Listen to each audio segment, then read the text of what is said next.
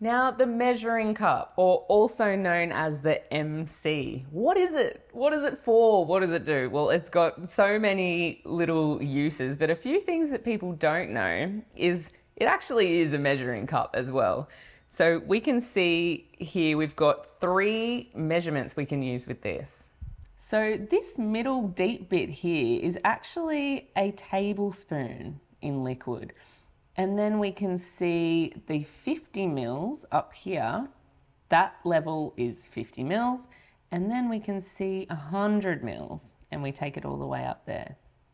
So this first one, that's going to give you a tablespoon measurement. If you just want a quick reference guide, adding a little bit more in to go to that 50 mil is covering that. That's our 50 mil, and we take it all the way up to have an even 100. Then from there, you can just take that and pour it straight through the hole in the Thermomix mixing bowl lid.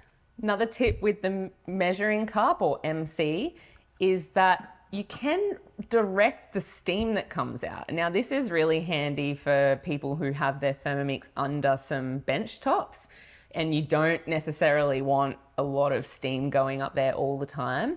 If you can bring it forward on your slider board or your glider board, then that's really good. But if you have to, there's one little thing here with the measuring cup that you can point it so that where the vents are underneath, where the steam escapes, it actually kind of points it out in a direction. So anywhere where the little spout is pointing is where the steam's going to come out, and you'll be able to see that with the gap here.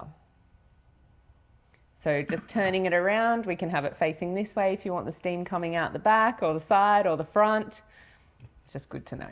Another cool thing about those gaps that allow the steam to escape, you can also add things in. So if you're making a mayonnaise, you pour the oil along the top of the lid and it just drips in nice and slowly as it's emulsifying with the butterfly inside.